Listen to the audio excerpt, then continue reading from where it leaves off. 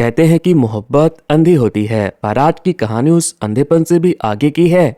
ये कहानी है एक लड़की के ऐसे जुनून की जिसने पागलपन का मतलब ही बदल दिया। कहानी की शुरुआत पुराने समय से होती है, जहां हम एल्वीरा को देखते हैं, जो कि एक नोवेल को पढ़ते हुए कहीं जा रही थी। ये नोवेल कंट्री के प्रिंस ने लिखा था, जिसे एल्वीरा न जाने कितनी बार पढ़ चुकी थी। वो अपनी माँ रेबिका और बहन अल्मा के साथ अपने नए बाप ओटो के घर जा रही थी। वहाँ पहुँचते ही ओटो और उसकी पहली बीवी की बेटी एग्निस ने उन सब का स्वागत किया। फिर ओटो और रेबिका की शादी हुई। इसके बाद एग्निस एल्वीरा को अपना कमरा दिखाने के लिए ले गई, जहाँ इसाक सफाई कर रहा था। एग्निस ने एल्वीरा को इसाक से मिलवाया और उसके बारे में बताया कि ये हमारा खास नौकर है। एल्वीरा उसके बड़े से रूम को देखकर बहुत सरप्राइज हुई। फिर एग्निस ने एल्वीरा के हाथों में प्रिंस के लिखे हुए बुक को देखकर पूछा कि क्या तुम मुझसे पसंद करती हो। एल्वीरा ने कहा, मैं उससे शादी करना चाहती हूँ। अब रात को सभी डिनर कर रहे थे। ओटो हंसी मजाक कर रहा था और इसी बीच हंसते हंसते उसके मुंह से खून आता है, सांसें रुक जाती है और वो बूढ़ा हनीमून मनाने से पहले ही मर जाता है। लेकिन उसके मरने के बाद रेबिका उसका अंतिम संस्कार नहीं करवाती। ओटो की मौत से एग्निस बहुत दुखी होती है। एल्वीरा उसे सांत्वना देने के लिए कहती है कि मैं तुम्हारे दर्द को समझ सकती हूँ, मेरे भी डैड मरे थे। लेकिन एग्निस ने कहा, तुम अपने दुख को मेरे दुख के साथ कैसे कंपेयर कर सकती हो। अगर डैड के पास पैसे होते तो आज वो तुम जैसे लोगों को कभी यहाँ नहीं लाते। ये सुनते ही एल्वीरा चिल्लाते हुए अपनी मॉम के पास गई कि मॉम, इनके पास पैसे नहीं है। लेकिन उसकी मॉम पहले से बैंक के कुछ कर्मचारियों के साथ बैठी हुई थी। दरअसल ऑटो के ऊपर बैंक का बहुत सारा कर्ज था, जिसे रिकवर करने के लिए बैंक ऑटो की सारी जमीनों और मवेशियों को अपने कब्जे में ले रहे थे, और रिकवरी के बाद बच जाता है तो बस ऑटो का घर और कुछ चिल्लर पैसे। ये सब देख सुनकर रेबिका का तो सर ही घूम जाता है और वो चक्कर खाकर नीचे गिर जाती है। एक तो कल उसकी नई नई शादी हुई पति भी तय हो गया और ऊपर से आज उसके पति की सारी प्रॉपर्टी बैंक ने जब्त कर ली। रेबिका ने रोते हुए कहा कि अब उससे कौन शादी करेगा।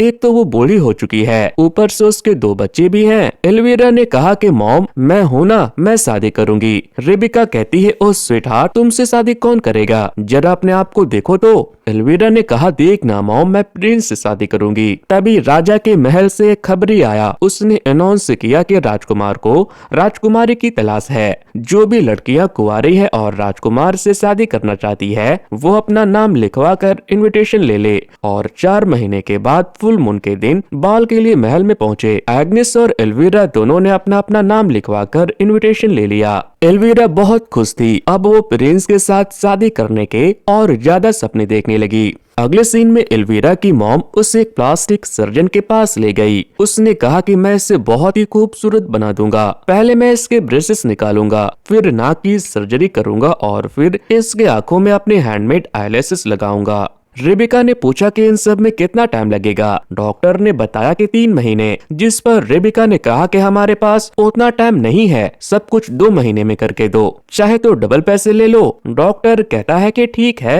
हो जाएगा।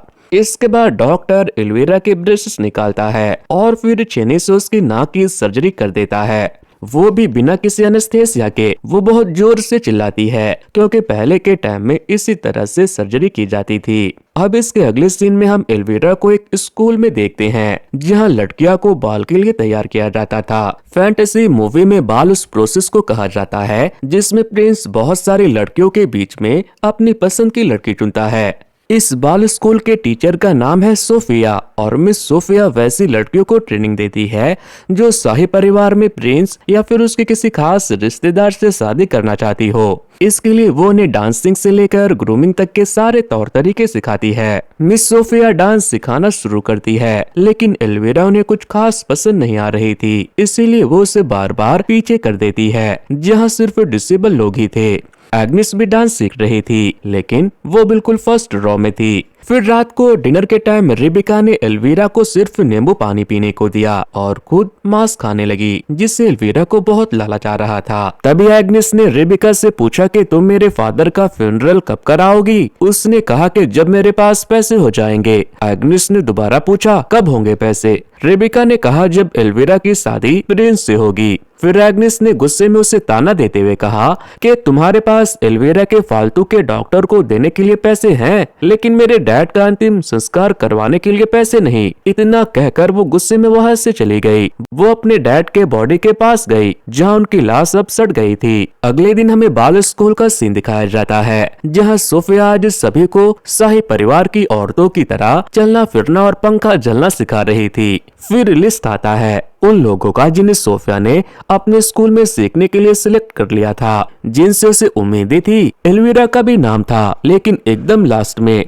वो भी किसी दूसरे के नाम को काटकर एल्विरा प्रिंस की ब्राइड बनने के लिए एक और स्टेप आगे जा चुकी थी। इसीलिए वो फिर से प्रिंस के साथ होने के सपने देखने लगती है। अगले सीन में सोफिया ने एल्विरा को डांस करने के लिए बुलाया। वो काफी अच्छा कर रही थी, लेकिन इसके बाद भी सोफिया ने उसे डांटा और कहा कि तुम्हें और मेहनत की जरूरत है। फिर रात को रेबिका ने नोटिस किया कि एल्विरा बहुत मोटी हो गई है और ऐसे में तो वो कभी भी प्रिंस को पसंद नहीं आएगी। फिर उसने उसका नाक देखा जो पहले से ज्यादा ब्यूटीफुल हो गया था, बस थोड़ा जख्म सूखना बाकी था। अब अगले दिन सोफिया ने एल्विरा को बुलाकर कहा कि मैं तुम्हारे अंदर खुद को देखती हूँ, इसीलिए मैं तुम्हारा अच्छा चाहती हूँ। वो उसे टेपवर्म का एक खाने के लिए देती है।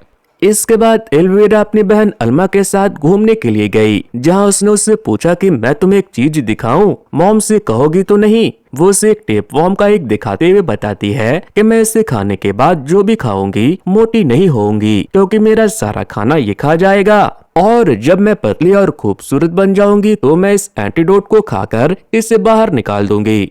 अल्मा ने उस टेपवर्म को देखकर कहा कि तुम्हारा दिमाग खराब हो गया है क्या? अगर मॉम को पता चल गया तो मैं होती तो ये सब कभी नहीं करती। ये सब करने से अच्छा तो मैं मर ही जाती। इसके बाद अल्मा गुस्से में एल्विरा को वहीं छोड़कर खुद घोड़े से घर चली गई। एल्विरा ने उसे रुकने को कहा, लेकिन वो नहीं रुकती। लेकिन एल्विरा ने तो जैसे ठान लिया था कि वो प्रिंस से शादी करके ही रहेगी, इसीलिए उसने उस टेपवर्म को खा लिया। वहीं हम एग्नेस को देखते हैं। वो इसाक से मिलने के लिए टेबल के पास जाती है। वो उसका नौकर है, लेकिन तभी हमें पता चलता है कि वो अपने नौकर से प्यार करती है। उसने इसाक को बताया कि अब हमें ये सब बंद करना होगा, क्योंकि मैं प्रिंस से शादी करने वाली हूँ। गरीब इसाक कुछ नहीं करता और चुपचाप एग्नेस के साथ मजे करता है। इधर एल्विरा बाय चांस प्रिंस को सुसु करते हुए देख लेती है, लेकिन प्रिंस के दोस्तों ने जब देखा कि एक लड़की चोरी छुपके प्रिंस को देख रही है, तो वो लोग एल्विरा को गंदे गंदे इशारा करने लगे,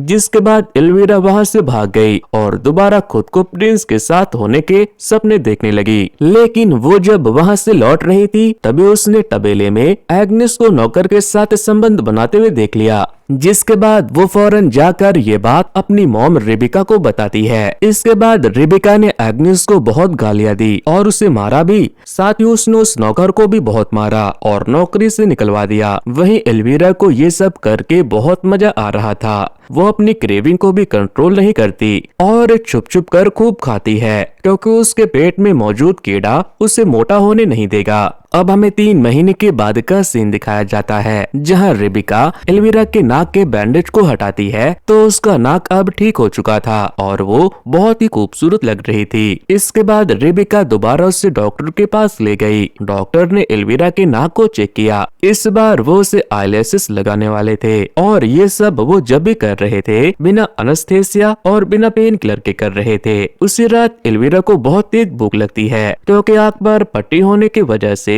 आज वो कुछ खा नहीं पाई थी। उसे ऐसा लगने लगा था कि जैसे उसके अंदर का टेपवर्म उसे खा रहा हो, इसीलिए वो बैंडेज निकाल कर चोरी छुपे खाने के लिए चली गई, लेकिन उसे उसका छुपा हुआ खाना नहीं मिल रहा था। तभी एग्नेस वहाँ आती है और उसे खाने के लिए केक देती है। अब अगले सीन में हम रेबिका को स्कूल में देखते हैं, जहां वो सोफिया से कह रही थी, मैं तुम्हें डबल पैसे दूंगी, तुम मेरी बेटी को आगे लेकर आओ। जिसके बाद सोफिया उसे फ्रंट रो में ले आती है। आगे हम देखते हैं कि घर की मालकिन एग्नेस की हालत नौकर के जैसी हो गई और वहीं एल्विरा जैसे उस घर की मालकिन बन गई हो। फिर जब वो अपने बाल झाड़ रही थी तो उसका बहुत ज्यादा हेयर फॉल हो रहा था। अगले दिन कुछ लोग रेबिका के लिए एक ड्रेस लेकर आते हैं, जिसे देखकर वो बहुत खुश होती है और उस ड्रेस को पहनने में सोफिया उसकी मदद करती है। लेकिन वो आदमी उसे नौकर समझकर उसके साथ गलत करने की कोशिश करता है, मगर वो उसे दूर कर देती है। फिर वो आदमी एल्विरा को तैयार करने लगा, लेकिन उसने नोटिस किया कि एल्विरा के तो बाल पूरे झड़ रहे हैं, जिसके बाद उसने उसे एक विग निकाल कर दी, जिसे पहनकर एल्विरा बहुत सुंदर लगने लगी। अगले सीन में एग्निस अपने एक चेस्ट को ओपन करती है जहाँ उसके पास एक ब्यूटीफुल सी ड्रेस थी, लेकिन एल्वीरा ने उसके हाथों में ड्रेस देख लिया और उससे वो ड्रेस छीनने लगी। एग्निस कहती है कि इसे मुझे दो, मैं इसे पहनकर बॉल में जाऊंगी, और इसी छीना झपटी में एग्निस की ड्रेस फट जाती है। उनके चिल्लाने की आवाज सुनकर रेबिका वहाँ आई तो एल्वीरा ने उसे बताया कि ये एग्निस की बच्ची बॉल में जाने का सोच रही है। रेबिका ने कहा डोंट वरी, उसका ड्रेस तो फट गया है, अब वो क्या पहन कर जाएगी, उसके पास तो नए ड्रेस के लिए पैसे भी नहीं है। बेटा तुम देखना, पूरे बॉल में तुम ही सबसे ज्यादा खूबसूरत लगोगी, सभी का ध्यान सिर्फ तुम पर रहेगा। वहीं ओटो पूरा सट गया था। एग्निस अपने फटे हुए ड्रेस को लेकर उसके बॉडी के सामने बैठकर रो रही थी। तभी उसे अपनी मॉम की आत्मा दिखाई देती है। उन्होंने जादू किया और उसके डैड के शरीर को खा रहे कीड़ों से उसकी ड्रेस को दोबारा स्टिच करवा दी। फिर उसकी मॉम की आत्मा ने कहा कि तुम्हारे शू तुम्हारे पॉकेट में है। अब अगले दिन रेबिका एल्वीरा को तैयार करके राजमहल ले गई। वहाँ बहुत सारी लड़कियां आई हुई थी। राजा का मंत्री बारी बारी सभी लड़कियों को इंट्रोड्यूस करवाता है। बारी आती है एल्वीरा की, वो बहुत इतराती है और सबका दिल जीतने के लिए म्याऊं म्याऊं करती है।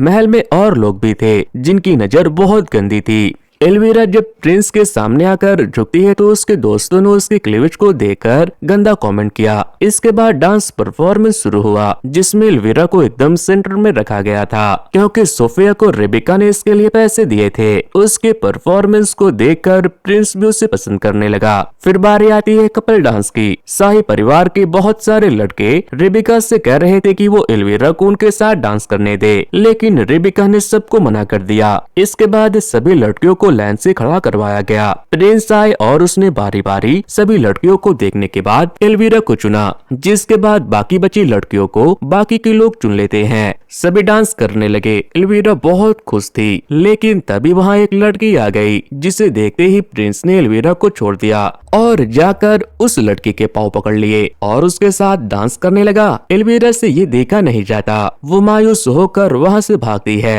और खून की उल्टियाँ करती है, लेकिन उसके मुंह से उस टेप वॉर्म के इक्स भी बाहर आते हैं। तभी रेबिका वहाँ आकर उसे समझाती है कि यहाँ और भी मर्द है, तुम उनमें से किसी से शादी कर सकती हो। वो नहीं मानती तो रेबिका उसे एक थप्पड़ लगाती है, जिसके बाद एल्वीरा जाकर किसी एक लड़के के साथ डांस करने लगी, लेकिन अब उसे चक्कर आने लगा। उसके पेट में मौजूद टेप वॉर्म उसे बहुत ही इरिटेट फील करवा रहा था। उसे ऐसा लग रहा था जैसे अभी उसके पेट से कुछ बाहर आ जाएगा, लेकिन रेबिका बारी बारी उसके लिए अलग अलग लड़के चुनकर ला रही थी, मगर उसका तो जैसे दिमाग ही घूम गया था। उसे समझ नहीं आ रहा था कि उसे हो क्या गया है। डांस के खत्म होते ही जैसे ही प्रिंस के साथ डांस करने वाली लड़की के चेहरे से पर्दा हटता है, एल्वीरा देखती है कि वो एग्निस है, लेकिन एग्निस पर्दा हटते ही वहाँ से भाग गई, मगर उसका एक जूता वहीं छूट गया। फिर प्रिंस ने ऐलान किया कि जिस किसी के भी पैर में ये जूता अटेगा वो उसी से शादी करेगा। जिसके बाद एल्वीरा वापस अपने घर आई और चाकू लेकर एग्निस को धमकी देने लगी। उसने कहा कि मुझे वो दूसरे पैर का जूता दे दो। वो दोनों जूते के लिए लड़ने लगे। तभी रेबिका दरवाजे के पीछे से सिर निकाल कर उन्हें देखती है, लेकिन वो कुछ एंजॉय कर रही थी, जैसे पीछे से कोई उसके साथ कुछ कर रहा हो। इसी बीच एग्निस वहाँ से उठकर चली गई। फिर रेबिका ने एल्वीरा से कहा कि जाकर सो जाओ, अब तुम मुझसे शादी नहीं कर सकती,